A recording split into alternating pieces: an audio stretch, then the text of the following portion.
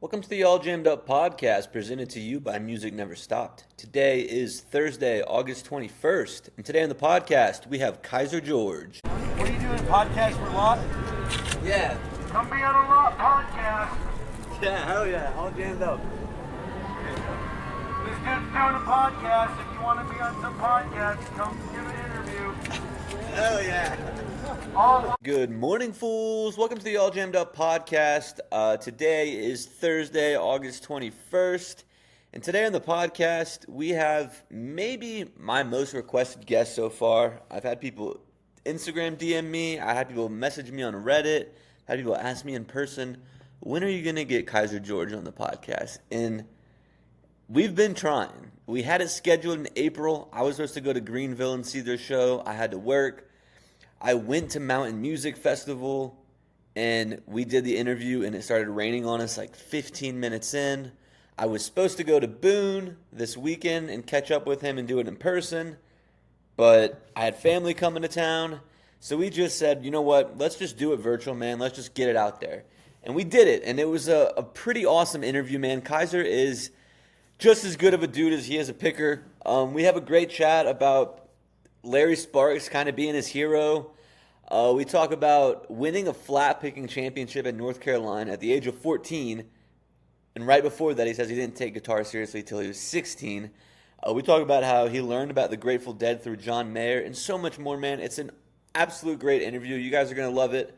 I'm excited for you to check it out. So let's just get right into it. The man, the myth, the legend, Mr. Kyser George. Hey, it's happening. Everybody stay calm. What's the Everybody procedure, stay calm. everyone? What's the procedure? Stay calm. Alrighty, guys, we are here on the podcast today with one of the finest flat pickers around, Kyser George. How are we doing, man? Pretty good, man. How about yourself? Doing good, dude. You've been I've had people DM me on Instagram. I've had people comment on my Reddit. When are you going to interview Kyser George? So here we are. Little do the people know this is the second time we tried this. Yes, it Because is. we did it in West Virginia at whatever that Mountain Music Festival, and we got rained on. We were outside of a trailer. We tried and tried and tried, but it just didn't work. Yep. I was supposed to go to Boone this weekend, but then I had family come into town, so we had to resort to virtual. But it's all good. The rerun, man. We're gonna do it this time. How was the Boone show the other day? Man, it was great. It's always good to be back in Boone, and it's kind of like a home away from home, like, especially growing up like an hour and a half basically away from there. But had to go see Doc, and Was that Doc Watson Day? man, I'm not sure, but they're like the statues up there, and I always like to go see it. And he's playing a Gallagher, and now that I'm also playing a Gallagher too, it's just like, it's cool to see that in statue form. Yeah, I thought I saw something on Instagram the other day that it was like Doc Watson Day, but it wasn't the day he was born or the day he was died. I guess it was just something in Boone that It's like just like a day there, Memorial man. Day, yeah. Yeah. Was it just you guys at that Boone show, or was Clay Street Unit there too? It was just us. Yeah. Okay. And it You was there guys- at the brewery, the Appalachian Mountain Brewery. It was a party, man. It was a great time. I bet, man. I bet you guys play with those Clay Street Unit guys a lot, though, don't you? Love them boys, man. They're like our cool cousins from Denver.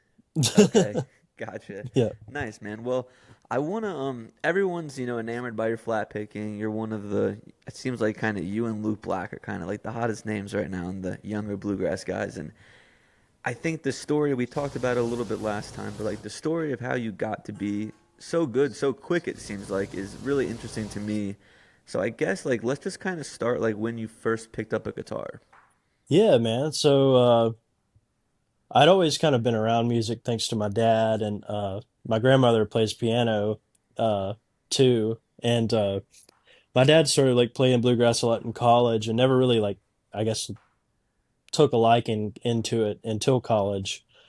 But he used to kind of run the like Charlotte scene because he went to UNC Charlotte and used to open for like bands like Acoustic Syndicate and like I think the Del McCurry band a couple times in his like college group. But yeah, just growing up like around it. And he was Um, bluegrass roots too. Yes, Okay. yes. And just growing up, going to like all the like fillers conventions, like the big one in Gay Lax, and there's a couple other ones like spread out kind of around the region there. And just going there with my dad, and it was always kind of like a family thing. We'd go, and then one year I met the Luke and Clay, and yeah, ever since then I've been picking with them, and it's been kind of funny. We've all kind of grew up together, and um, but yeah, I got into playing. I played bass in Shadowgrass until like 2021, I think. And you joined Shadowgrass like when you were like 9, right?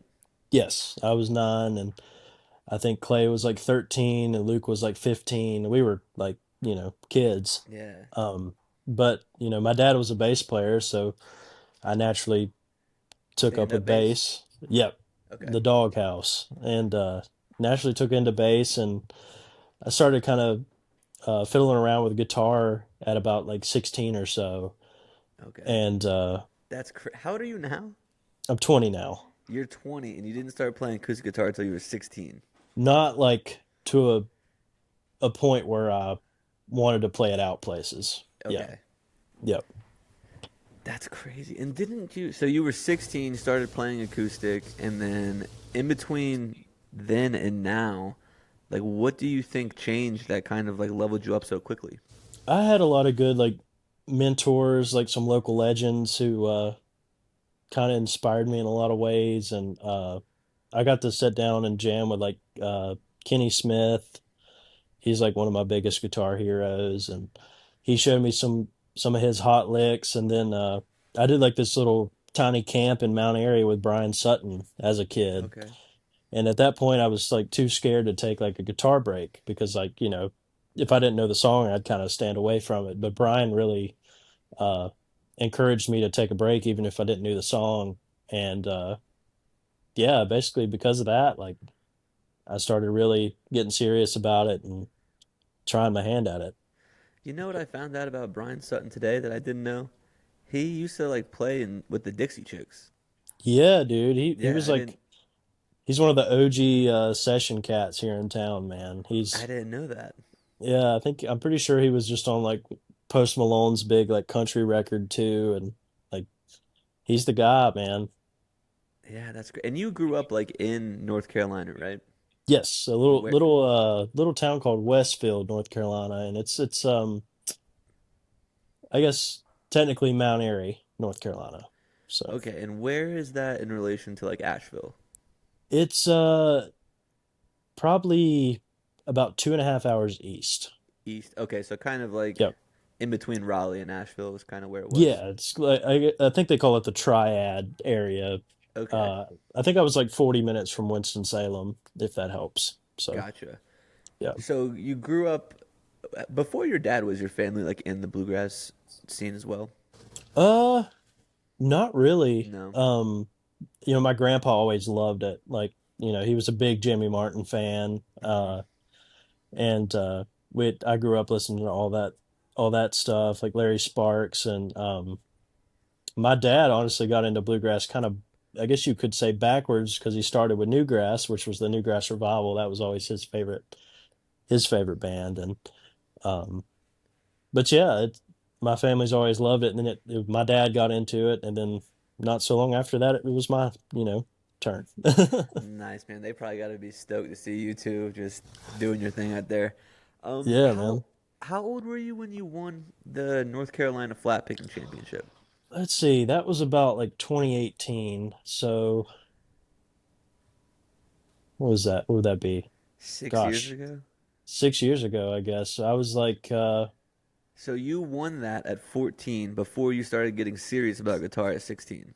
I guess so, man. I haven't How really did thought about it like how that. does that even happen? Dude, it was I don't know, man. That's one of those things. I that Were was you kind of the first step into getting into guitar, I think, for Was me. it the first step was winning a state that's like known for its picking? Your first step was winning that at 14. Were you against other adults or was it like kids? No, man, there was probably 20 to 25 other adults there, and it was a shock, dude. It still to this day was a shock, but you know, I just credit it to the good people that have been around me there in that North Carolina area. What do But those like contests look like? Like, how are they judging who's the best? Is it like one on one? Like, what does it look like? so they're all a little bit different. And the ones I grew up going to, you'd stand in line, you get your number, like your contestant number, you go like prepare a tune for like, I don't know, 2 or 3 weeks, get up there and play it in front of like a panel of judges and basically wait for the results. But the state championship was a little different, but because it was blind judging, Mm. and they didn't know your name or anything like that. So it was, I guess trying to be as fair as it could be. Um, but it was definitely my first like experience in like the competition side of flat picking. But Yeah, that's crazy that you were 14, not serious about guitar. You go to this flat picking competition that's blind, and then you win. Do you remember what song you played that you won off of? man, I think I played like a version of like Angela and the Baker, and then I think my like second song once I got to like the top five, I think I played like Big Mon, and I guess I think I tried to play it probably as fast as I could at the time, but yeah, and I never really showed up too prepared to those things because I don't know, I was still in school, so I was like balancing that in homework, and you know, I just kind of winged it, and it worked out, I guess. Now, did you have like really special teachers, or was it like you kind of taught a lot of this yourself and just had a good ear? Like, what did this the progression of becoming Man, this? I took guitar lessons from a guy out of Cana, Virginia named Josh Pickett for about 2 months. And he kind of steered me in the right direction. And yeah, after that, it was all like, watching YouTube videos and just sitting in my room until I figured it out pretty much. 2 months of lessons. Okay, that's pretty crazy. What advice? So I'm trying to learn how to play the guitar, and I'm just learning chords and just messing around on it. What kind Right of on, man. advice do you have for people like picking up the guitar, like what to practice, what things to do to kind of just improve? Man, I kind of always looked at practice as jamming. So I would, call it that because practice gets kind of dull and boring after a while. Hmm. So like, whether that be going to like local jams or uh just sitting at home. I had this giant JBL Bluetooth speaker as a kid and I would just like blast like tunes on it and I'd just figure it out pretty much. I would just try to play along to it, try to match the solo that's being taken and uh just a lot of that, man. Just a lot of playing and I feel like it kind of happened over time depending on like the stuff that I was like jamming along to. But that's probably the main thing that helped me was that. And what artists, what musicians were you kind of putting on that speaker to emulate? Man, a lot of it was I think there was one record that I consistently like came home like after school and like listened to and tried to like dissect and it was the live Mountain Heart album. Okay. And I tried to learn all the guitar parts on that and then later tried to learn all Adam Steffi's mandolin parts on there too. I still definitely don't have those down like to the T, but that record is like one of my Kind of favorites the for blueprint sure. for you. Yeah, man. Okay. Nice. And then my buddy, I told him I was interviewing you, and he was like, "Can you ask him about cross picking?" So I guess my first question would be for the people like myself who don't know exactly what cross picking is. Can you tell us what that is? Yeah, man. It's basically you're gonna have like a leverage string and then you're gonna like usually you'll move either up the neck or down the neck, leveraged on that like root note, but you can add like the another string, say that's next to it. Doesn't really have to be next to it, but it's almost like it's kind of similar to doing like a banjo roll in a lot of ways. Okay. You're hitting, continuously hitting multiple strings at once. And yeah, I think that's the best way I can explain it. um, And am I true yeah, in saying that like Tony Rice kind of started that? yeah, a lot of that Okay. stuff. And is that Um, like who you're trying to emulate when you're doing the cross picking, or do you kind of have your own style of doing that's evolved as a player yourself? man, to be honest, I don't think cross picking like was something that I worked on a whole lot. I think I picked it up from like listening to a lot of like, Rice records, and Doc Watson obviously was Hmm. a he was like a cross picking god. Um, but yeah, man, it's kind of just something I took up over time, and it's really cool, man. There's a lot of people that can do it out there a lot better than I can, but Yeah. um, it's fun to play around with for sure. Yeah, we've talked about guys like Doc Watson already and Tony Rice, but there's a post on Instagram that you have, and it says, "When I grow up, I want to be Larry Sparks." Does that still hold true So today? Larry's the goat, man. Yeah. Why do you think of all the bluegrass guitar players, why do you think him kind of sticks out to you as the Larry, GOAT? Larry was unique, man, and he had I could talk probably for an hour and a half on his voice, but Go ahead, we um, got plenty of time. yeah, dude, he's just got that pure bluegrass voice, man. To me, it's like you know, especially when he sang with Ralph Stanley, man. That's, in my opinion, some of the best bluegrass out there, and Hmm. it's just like it sounds like the mountains, man. Yeah. And But is yeah, technically like is he I mean, it's hard for me to tell like the technical difference between like some of these older guys and some of these newer guys, but is he like better than a lot of the other guitar players like Doc Watson? I wouldn't say better. I know he was definitely different. And he came up in a time when like you know there wasn't that much flat picking really going on anyway. Hmm. So he was kind of one of the pioneers, I guess you could say, in the early days. Pre Tony Rice, or while Tony was still young, or when you had like Clarence White out there picking, and like Norman Blake, and people like that. And I don't know, it's just Larry Sparks goes for it, man, and I love that. I love Yeah. that for him. I feel like the guys that we've talked about too have been like more on the traditional side of bluegrass, and for me, someone like John Hartford I really like because kind of Yes, different, and I guess some people say he's like the father of newgrass, jamgrass, right? definitely. Yeah. Yeah, so I just kind of want to hear like someone like yours kind of take on John Hartford and like what you think he did for bluegrass in general. Man, you know, being like grown up on like Newgrass Revival, like if there wasn't for a John Hartford, Sam Bush would have never came along and started pioneering his own sound and getting that Newgrass sound out there, man. But Hartford stuff is, dude, it hits really hard. It's killer stuff. Yeah, I mean, I got into him because of Billy Strings' that All Fall Down song, and then I Yes. started diving in. He just has so much fun. Like so many of the songs are so fun and they're Yeah. silly, but they're really catchy. I really do enjoy his music too. It's killer, man. He was buried in a cape, man.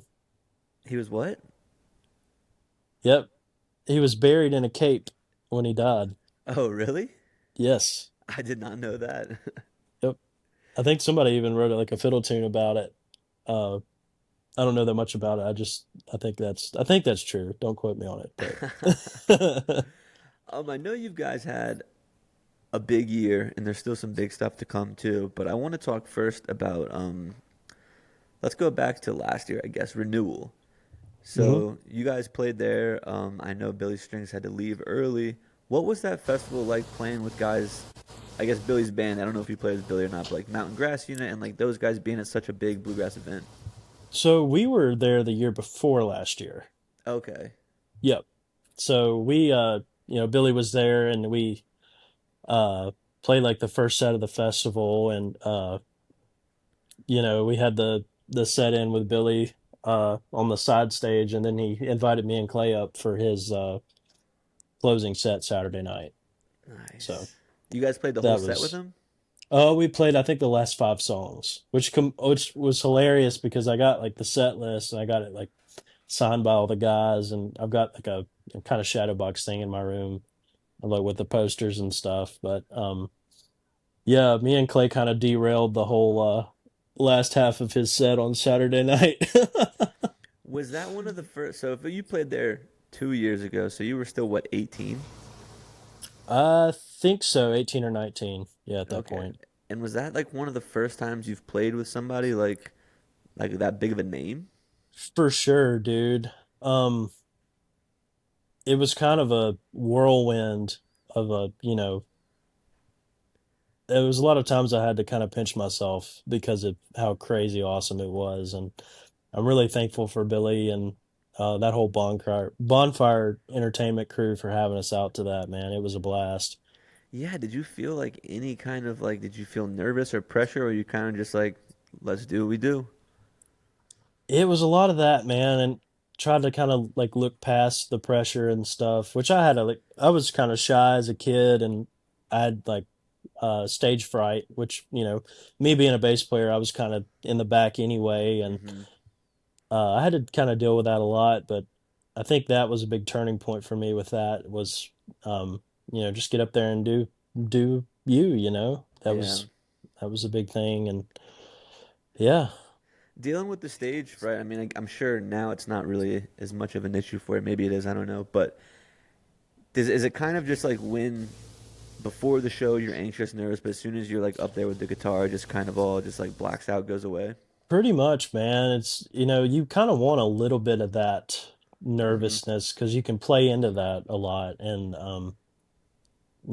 get the adrenaline running and, um, but yeah, here, probably just now recently, I've gotten to a point where I, feel a little bit of that, but as soon as I'm on stage, like you said, it's like a, Yeah. you know, Yeah, I agree that too. You're right that some of it, to a certain extent, it's got to be like almost healthy because if you just go up there feeling nothing, it's like, what are you yeah, really even doing it for, you know? exactly. Yeah. Yeah, sticking on the topic of festivals though, and this might be a dumb question, but you guys played Winter Wondergrass. It's like 20 degrees out there when you're playing, right? It is so cold, man. It's How so cold. how hard is it to play guitar? Like I feel like you can't probably feel your fingers. Dude, you really can't. And um it gets to a point where you're like, you know, I don't even want to be doing this.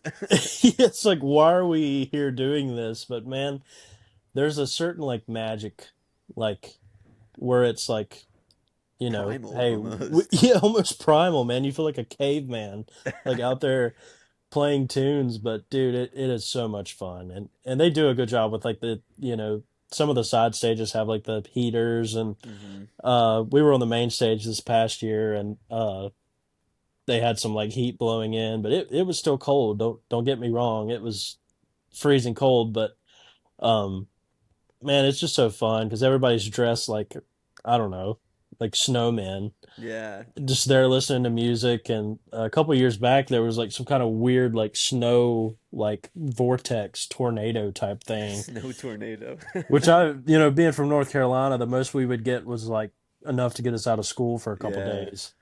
But dude, it's so much fun, but it's definitely it was a learning curve throughout the years for sure. Yeah, that's a festival I really, really do want to go to because the lineup every year is so good. But I'm like, do I really want to sit out there in the freezing temperatures and freeze my ass off? But Right, like you right. said, I feel like because it's cold, everyone's kind of probably like feeding off each other's energy, and there's like that primal feeling of just like dealing Yeah. with it. It's pure, man. It's, you got to huddle up to stay warm. Lots of tea, lots of coffee. Yeah, whiskey might help too. Yeah, true, true. Um, so sticking to the topic of festivals, you guys are playing your first Halloween this year, right? Super pumped about that one, man. That's been on my radar for a long time Have you been to to do that one. Sewanee before? Never been, man. This will be our complete first time there. So, And you guys are playing the Sunday show too, right? yeah, man. It's gonna be a good day. Yeah, man, that's gonna be awesome. What kind of show do you guys? So like, Halloween's kind of a weird crowd because you have like your jam crowd, you have your EDM crowd, and then you have your bluegrass crowd. So like for a show like Halloween where it's a lot of new listeners there, of course your loyal fans, but not a lot of new listeners probably gonna catch your set too. What kind of Yeah. set do you guys think you'll play to kind of bring some new fans in? Man, we try to keep it this is at most of our shows too. Sometimes like depending on where we're at, we'll try to keep it more bluegrass-y, but man, we'll just give them like a good blend of both, you Hmm. know. We'll just play the trad stuff and then we'll get weird for like a 30-minute Reuben or something. Yeah. Do you guys like I think of like the Mountain Grass Unit guys, they're always doing different covers and kind of making it their own. Is that something you guys are doing or planning to do, or do you kind of like sticking to the traditional bluegrass tunes? Man, we kind of like to touch it all. We've done a bunch throughout the years. I'm like a big John Mayer fan, so we've done some Mayer Okay. tunes and you know, Your body's kind a of every wonderland. not quite that, but you know. I think we've done, let's see. Shoot, I don't even remember. I know we've done a couple off of like Continuum, which is, you know, peak Now, Mayer, but correct me if I'm wrong. Maybe this is another conversation I had, but I feel like in our conversation last time, albeit brief, we you had mentioned that you found out about the Grateful Dead because of John Mayer. Is that correct? that is 100% true, man. Man, there's gonna be people watching this upset to hear that. Yep, and I fully expect them to be, but I'd listen to like Peter Rowan and David Grisman and stuff. So I Hmm. knew like about Jerry, and I knew, Jerry was just phenomenal cat, man. And So you it knew took about Jerry Garcia, but you didn't know yeah, about the Grateful. Okay. yeah. And I knew like, I knew a lot of the Old and in the Way stuff and Hmm. when a lot of when Jerry played banjo and it took man when Dead and Company like started out in like 2016, I was like pretty big into Mayer and I'm like, man, this is cool. There's like all these tunes like I knew like I Know You Rider and like Friend of the Devil because like a lot of grass bands were covering that stuff. And yeah, it just like got me into a big world of listening to the Grateful Dead and um I went and saw Dead and Company I think for the first time in like 2018 and my mind was blown. Hmm. Not just because of Mayer, but I mean that band is stupid dynamic and you know there's not a bad member in that band, dude. And then after that I got into the Grateful Dead catalog and started listening to the Europe stuff and Cornell and Yeah. yeah, now I'm a pretty big Deadhead because of it. So What other music are you listening to um, in the jam world that isn't, Billy Strings, Mountain Grass Unit, like other than these jam grass bands? man, I really like Widespread Panic Okay. and I listen a little bit of Goose. Um but man, for me it's honestly mostly Jamgrass stuff, which is Yeah. funny. I think my like biggest like my favorite band is like the Dusters. Okay. And they're kind of how Nice. I got into, Jamgrass, to be honest. Have you played with any of those guys before? Yeah, man. Our first ever tour in 2023, Jeremy Garrett hit up the Shadowgrass Instagram. I guess he saw like a reel or something. But he hit us up and his like solo project had just come out and he needed a band to go on tour with him and play some shows and he picked us to be like his opening band and his backing band for that. Which was Damn. like that was our first time like official tour and being in a van and um that was pretty legit, dude. What a Especially way to because I kick things was off. Yeah. man, yeah, I was like super into the Dusters at that point and then that happened and that was magical and I've set in with the Dusters I think a couple times now and they're the best dudes and they're probably my biggest like influences in Jamgrass for Yeah. sure. Yeah, man. You've played with a lot of the heavy hitters of the scene. Luke Black, Billy Strings. Played with my boy Isaac Haddon. I saw you guys had Yeah, like the man. what was it called? Like the you I guys think like we called it Isaac and Kyser Destroy the World. I think we yeah, called it yeah, like Guitar Mageddon or something, something but like that. Yeah, that that's was the most that was one of the coolest things I've ever got to be a part of, man. That yeah, was Isaac's a special player, dude. yeah, dude. He's the man. He's such a cool guy. But Yeah, dude. my question is, you've played with all these people, all these like I said, heavy hitters. Do you have one like experience with one of these guys that kind of sticks out the most as like we were on fire? That was kind of the pinnacle of jamming. Yeah, I would say yeah, some of that like Jeremy Garrett tour, that the early days of that, just you know, growing up listening to those guys and um getting to do some like extended jams with him, it was really, really cool, man. Hell yeah, dude. Um, so when we were supposed to do our first interview at the Mountain Music, that was like right before your show. You were gonna do the interview, go straight to the show. What does a warm up look like for you? Like, are you even you're just time to play, step on the stage and go? You're not doing anything to kind of get in the zone? I guess it depends. There's a lot of days where like me and Luke will just like pick some fiddle tunes and really weird keys that we like aren't normally played in, and just trying to get my mind into kind of that mode.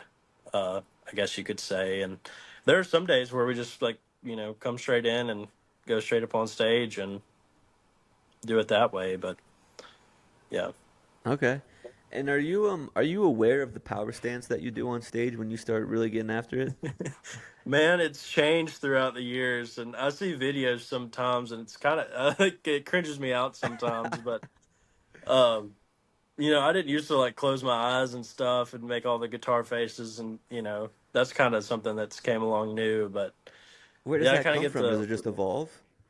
yeah, I think so, man. It's just like we get to some like really deep jams. It just gets to that point where you know I Yeah. try to be so locked in. I'm not really aware of what I do up there, but yeah, I have that little like power stance that kind of get into sometimes. But Yeah, when we um, were at the Mountain Music Festival, I was bummed that the interview wasn't able to happen, but when I watched you play, I was like, good thing about this is I can now see the power stance and ask a question about that. yeah, man, the power stance. Um, let's talk about your gear for a little bit. So like I'm always like under the impression that like the better the guitar player is, the better gear they have, and I want to know like how much truth is to that. Like, do you have like specific strings that you need to play with, a specific pick that you play with, like certain pedals? Like, what does your gear setup kind of look like, and how crucial is it to how you play? Man, I kind of use a little bit of everything. So I like bounce around with picks a lot, and like depending on the situation. Like I used to use like a big triangle, and now I'm like on a little triangle pick, and strings. Basically, I'll use whatever I have that Yeah, that's not broken.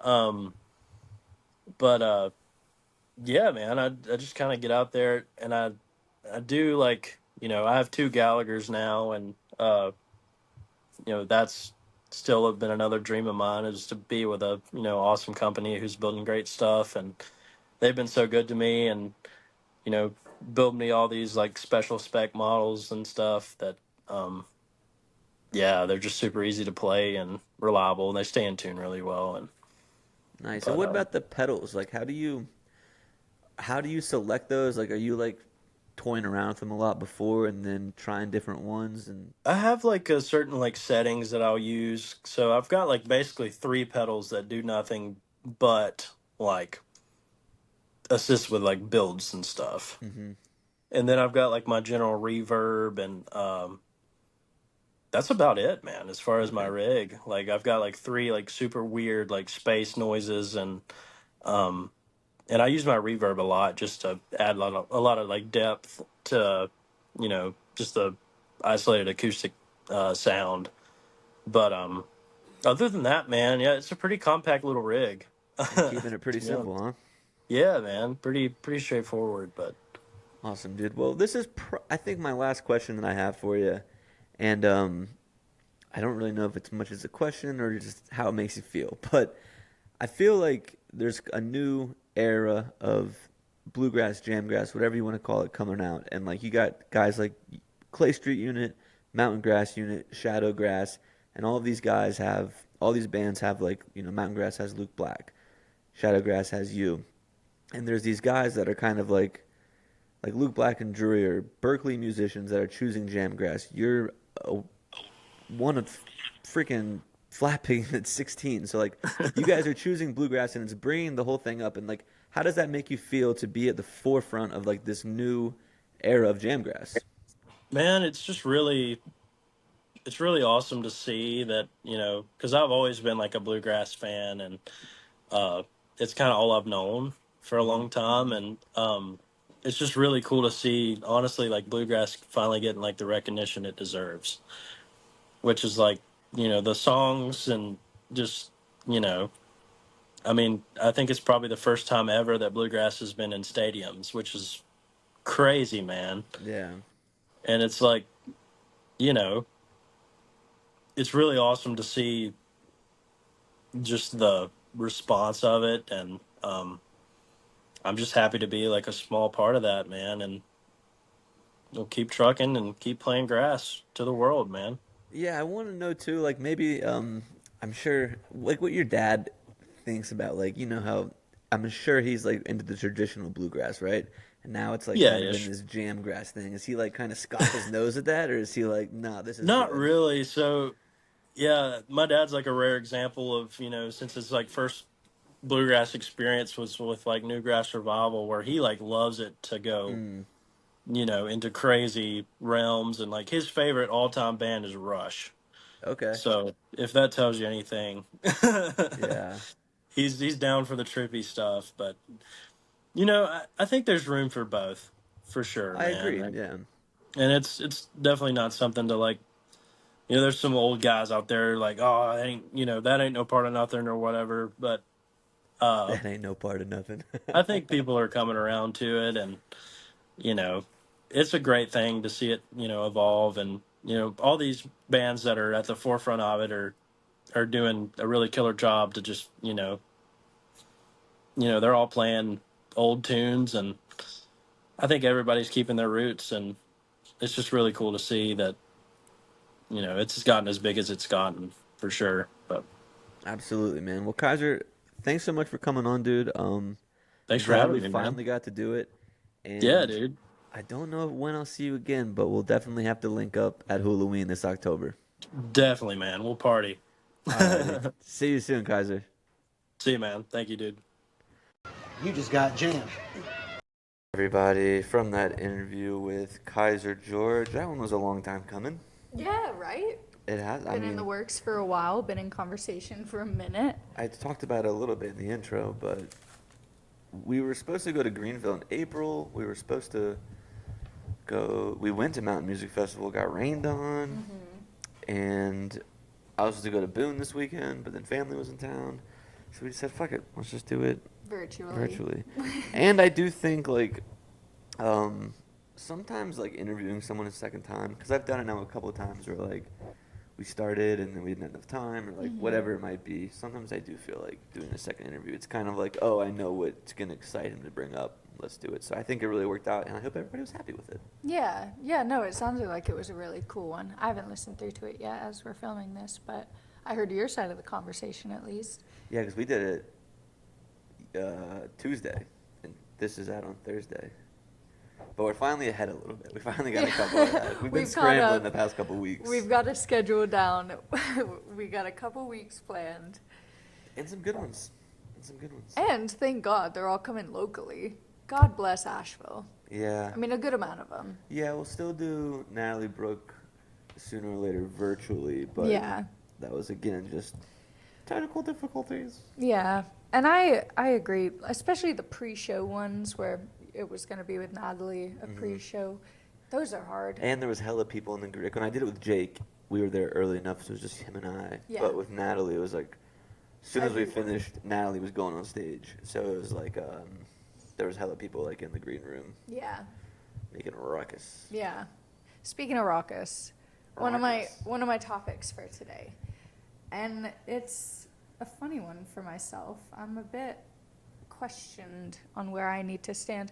Charlie Crockett's annoying me lately.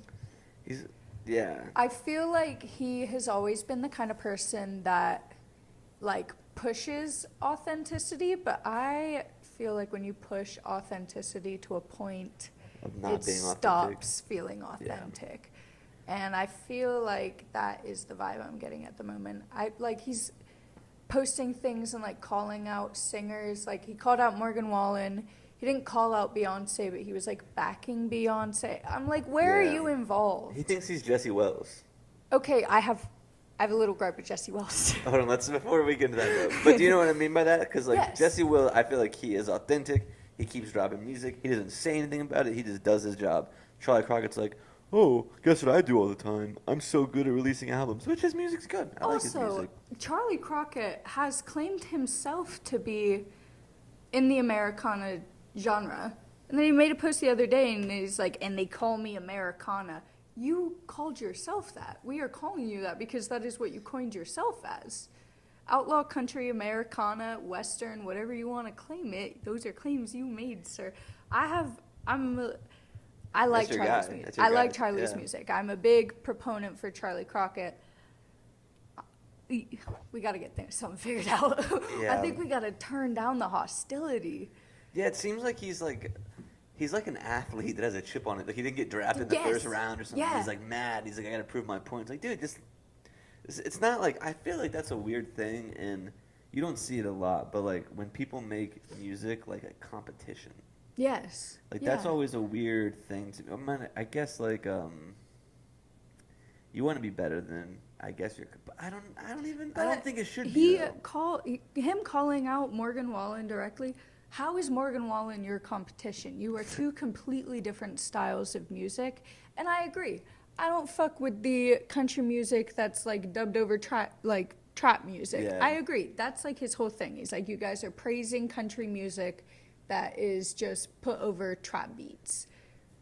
People are allowed to like what they like, and you don't have to diss that just because it's not yours. I think too, like mainstream country music has just kind of evolved to that. It's so broad. Yeah, like you think mainstream country has so many different avenues now. like 20 years ago, country was like Garth Brooks, Tim McGraw. Yeah, I was gonna say Tim McGuire, Tim McGraw, Toby Keith, like Brad Paisley, like that's your country guys. And now music's expanding, and like there's a different definition to like well, even like jam bands. Like it was Grateful Dead, Fish, Allman Brothers, Dave Matthews Band, and now it's like if you would have played Disco, they'd be like, this is. If you would have bad. gotten like that much synth involved with a time period back then, they would have been It's just freaked evolution, out by it. It's just like how things go. Evolution. I only have a mini. It may grow, but I do only have a mini gripe with Jesse Wells. Microaggression. My heart is a field of microaggressions at the moment. I feel I just have little things that are annoying me enough to where I'm like, I'm going to talk about it a bit, but then I'm also going to keep listening to your music because I do fuck with it.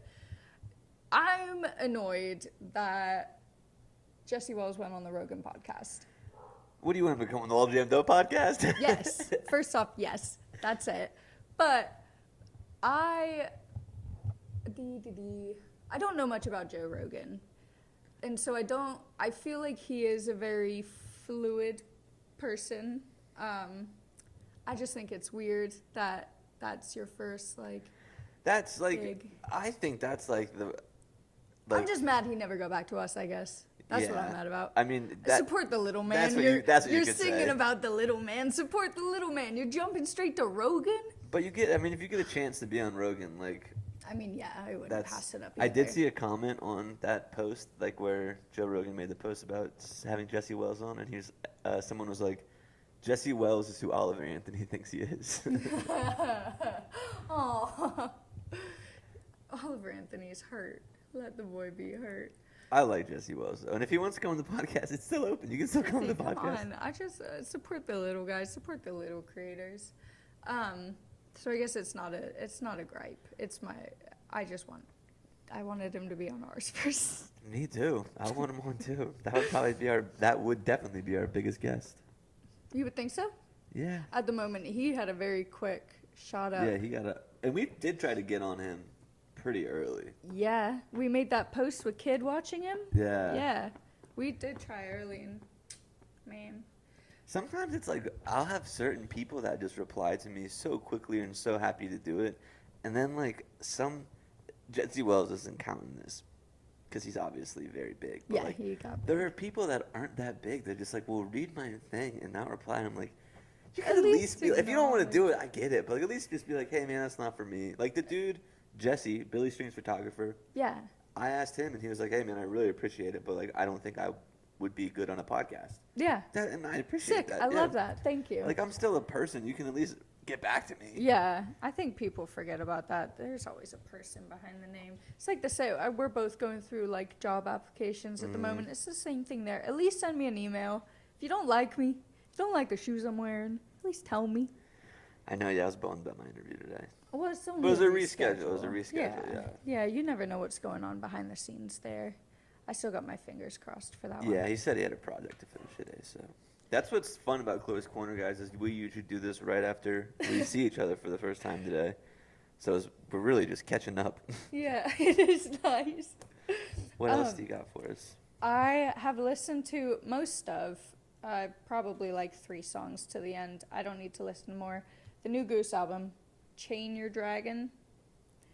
First song, good, liked it. I have one question, because I don't have very many comments. Who is Madalena? Because she has her own song, and she's also mentioned in Royal. So I have to figure out who Madalena is, because she got something going on. She's being sung about twice on one album. Madalena sounds like an old medieval name, and Chain Your Dragon. Is that what it's called? How to Chain Your Dragon?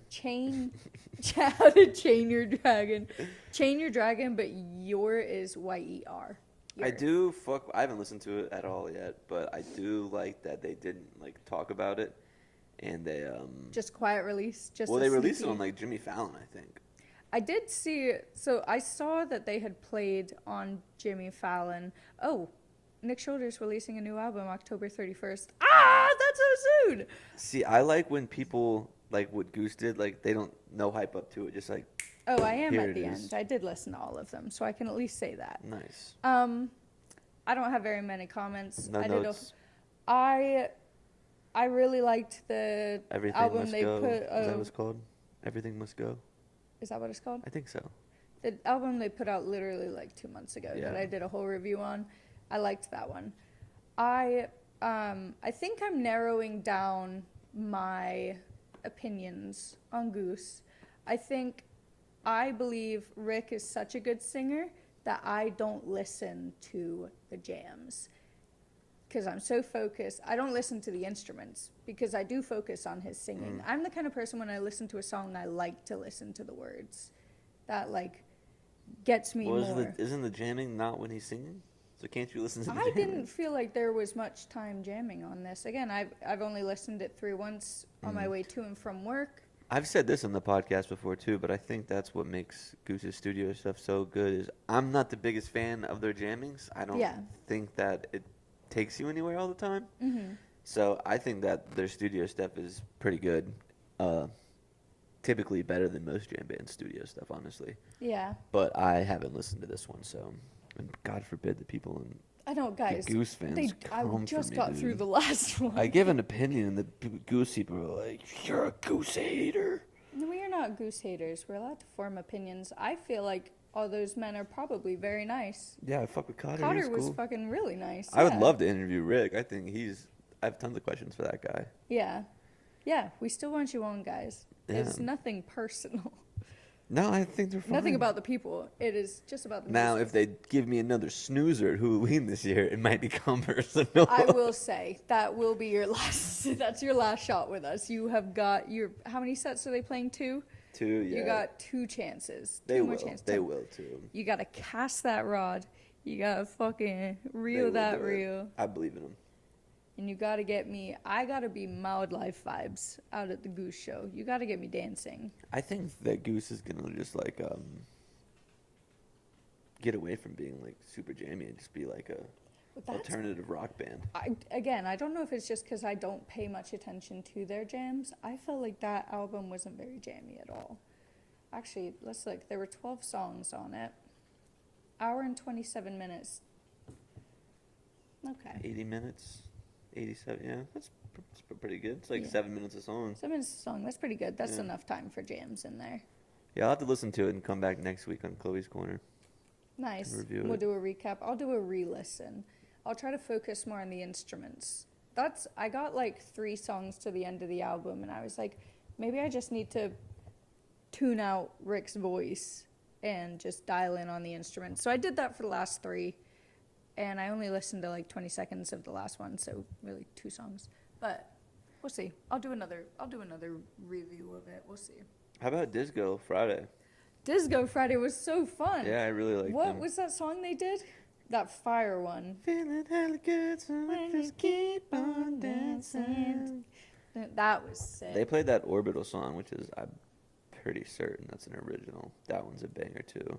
I listened to it because we did leave at like midnight because it was midnight. Because we're sleepyheads. But they played Roses with Natalie Brooke at the end. Roses. Roses really smell like doo-doo. The Outcast song. Caroline, Caroline, she's the reason for the word, bitch. I don't know that. Oh. I know Hey Ya. Hey, yeah. I think there's one other Outcast song I know. It's probably that one.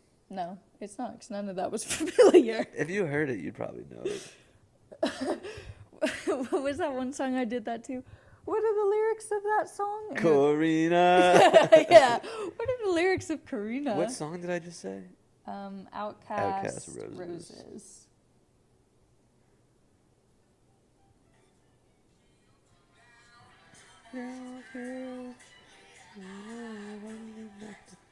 Your shit don't stink.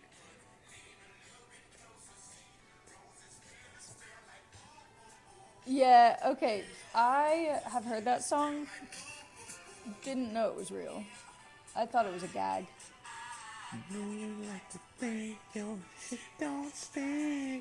Great podcasting there. What I like is, I don't know what it's from, but it's a guy singing a song and he goes, "What you eat don't make me shit." And I say that so much. That's crazy. Never heard that one. I don't know if it's, yeah, what you eat don't make me shit. Oh, should I announce? Should I announce it? I mean, we're gonna announce it Saturday, and it's already. It's already confirmed. Thursday, so I mean, if you're listening. Yeah, if you're. I mean, yeah, tickets will be on sale Saturday. If you've seen it on Instagram, Sugar Leg and Mustang are doing a little tour with their bands, Freedom Junction and Mustang McGee, and they're coming to Asheville, October 19th. All Jammed Up presents Freedom Junction and Mustang McGee At Third Room. at Third Room in Asheville, October 19th.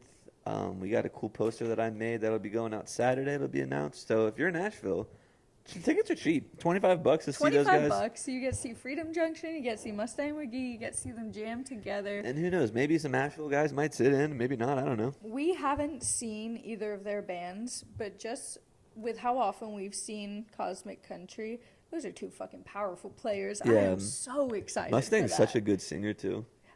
Mustang needs to be on the tracks more for sure. Yeah. Again, I've only listened to that one album that he put out. Yeah. Is No, that his that only was album? that was the one of just him. That was just him. Purely That just wasn't him. Freedom That Junction. wasn't That the was just band? him. Yeah. I think Freedom Junction is him.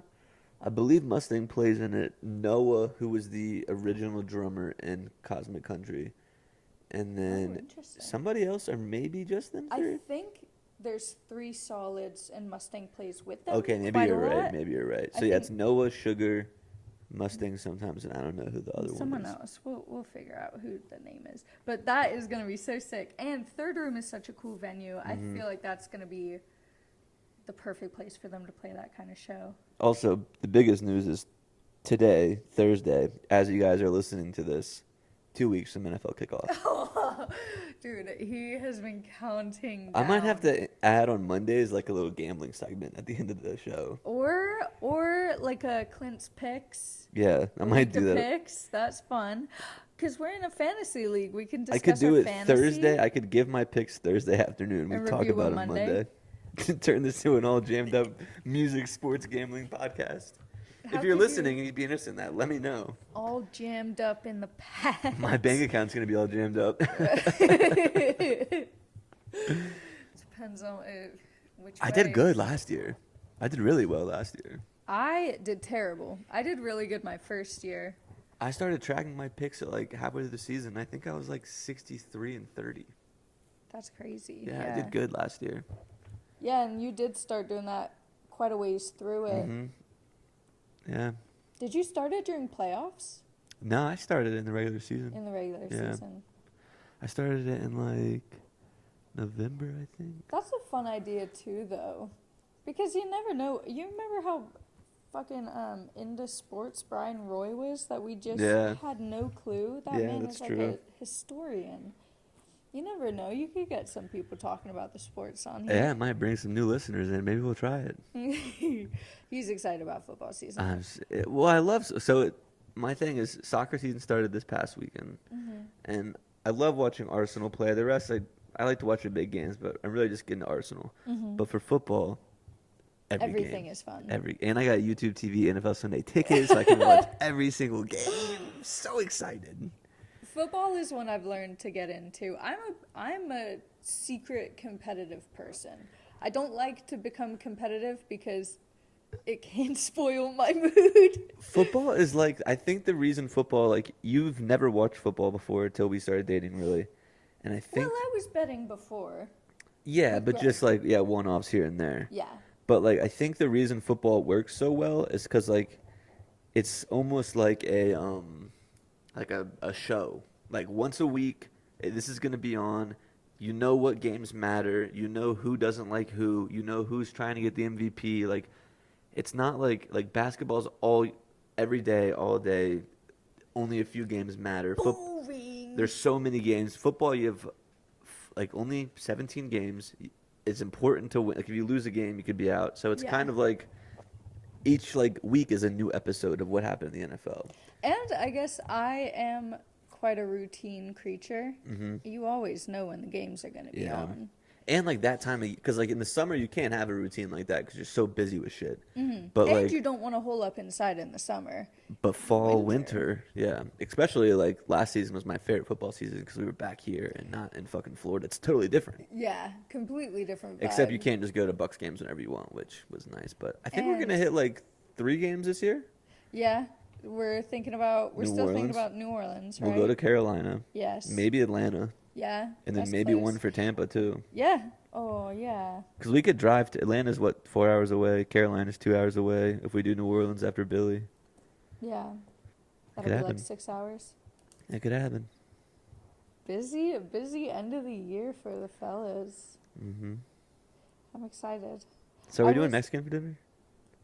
Oh, this sounds really nice. We have chicken, but we can put it back in the fridge. We can put it in the fridge. So my thought was, you mentioned having a beer after work, and it was like maybe an hour after I had been like a bit stressed out, and I was like a little bevy sounds kind of nice. Yeah. And you're off tomorrow, right? And I'm off tomorrow. I got a 9 a.m. yoga, so I'll at least get my body moving. Maybe I'll come see you for breakfast. So we could get tacos. We had spaghetti squash bolognese last night. That shit was good. It was fire. It I was had it good. for lunch again today. But we could just... Corn tortillas. Corn is a vegetable. Yeah, that's true. You want to wrap up? Yeah. Alrighty, guys. Hey, if you're listening still, tonight, Thursday, Magoo is playing Asheville Music Hall, and Sons of Stars is opening. Don't miss that show. I think it's $18 for a ticket. Incredible. I would get pay for them. $18 just to see Sons of Stars. Also, Sons of Stars, Friday, New Belgium. That might be a free show. And then Sunday. So Sons of Stars 3 times this weekend. Go see them at Yeah. least once. Magoo, Thursday tonight as well. Frasco is also Thursday. Frasco's playing tonight in Black Mountain. Sorry, Frasco, got to miss this one. And I then, know. I'm sorry. I wish I wasn't the same day because I have been wanting to see Frasco again. And then but- Mountain Grass Unit Sunday in Knoxville. Yeah. Maybe that's we'll fun. be there. Maybe we'll be there. Have a great weekend, guys. We will see you on Monday with a new episode with Jesse from Fireside Collective.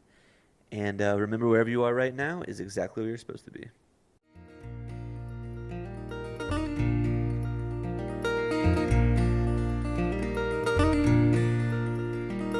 Come along, have a drink with me.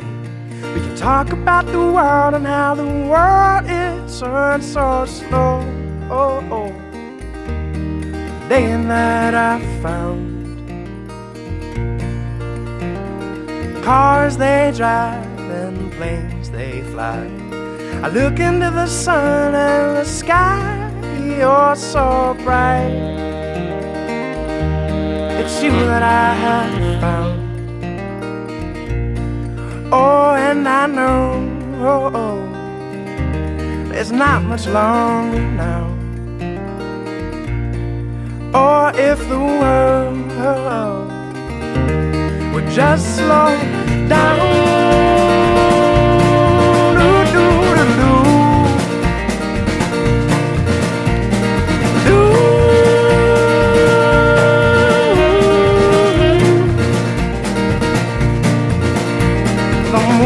The stars, they sail across the sky, and I could watch you dance all through the night.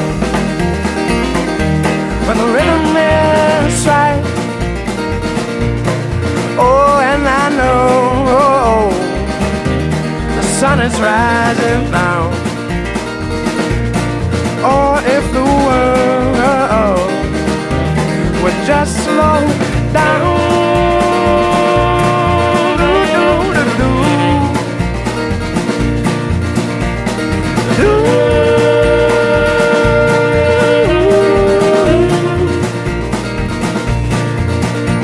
So you move with me and I'll move with you, and I could spend the rest of my life by your side. It's you that I have found. Oh, and I know it's not much longer now. Or if the world would just slow down.